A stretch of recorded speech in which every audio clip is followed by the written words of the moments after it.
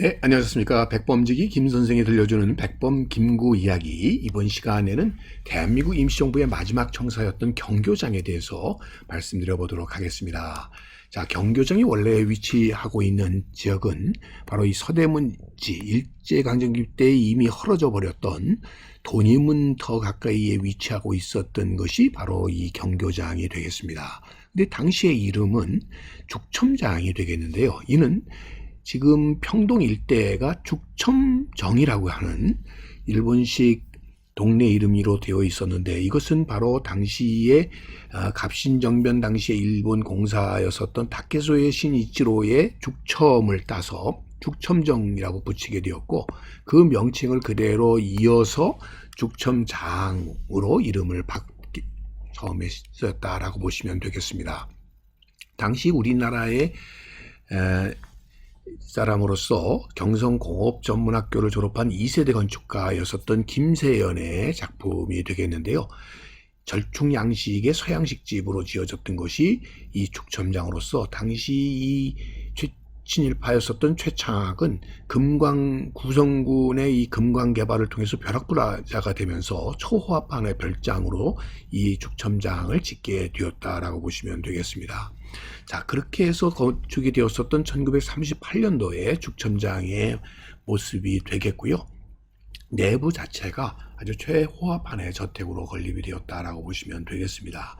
자, 이렇게 이 금강업자였던 이 최창학의 집이 해방을 맞이하게 되니까 그동안의 친일 행각을 벌였던 것을 무마하기 위해서 1945년 11월에 대한민국 임시정부가 환국을 하게 되니까 이에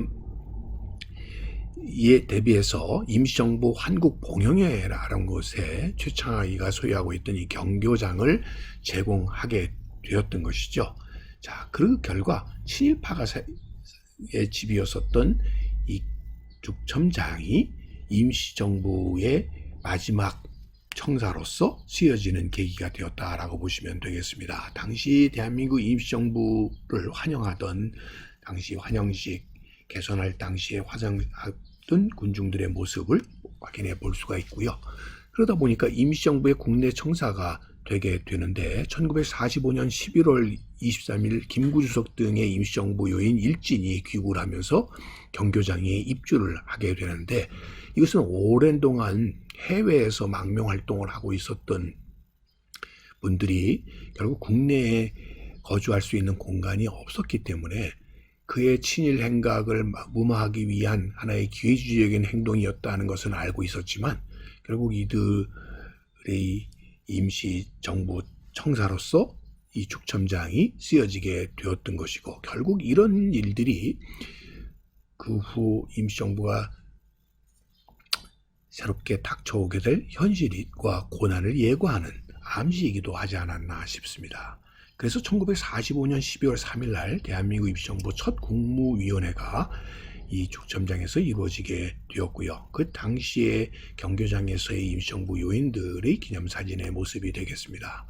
일본식의 죽첨장을 그대로 쓸 수가 없어서 그래서 이름을 바꾸게 되는데, 이 당시에 이 만초천 위에 놓여 있었던 다리의 이름이 경고교여서 그 경고교에서 이름을 따서 경교장으로 이렇게 변경을 하는 것으로 임시정부 청사로서 운영이 되게 되었다라고 보시면 되겠습니다. 당시 해외에서 활동하다가 귀국하게 된 인사들이 이승만 전 대통령의 경우는 이화장, 김규식은 삼청장을 사용하게 되면서 이 서울 장안의 흔히 3대 장의 하나가 되었었던 것이 백범 김구가 사용한 경교장이었다라고 보시면 되겠습니다. 경교장 앞에 백범과 임시정부 재정부장이었던 조한구가 이 배경을 경교장을 배경으로 해서 찍은 사진의 모습이 되겠고요.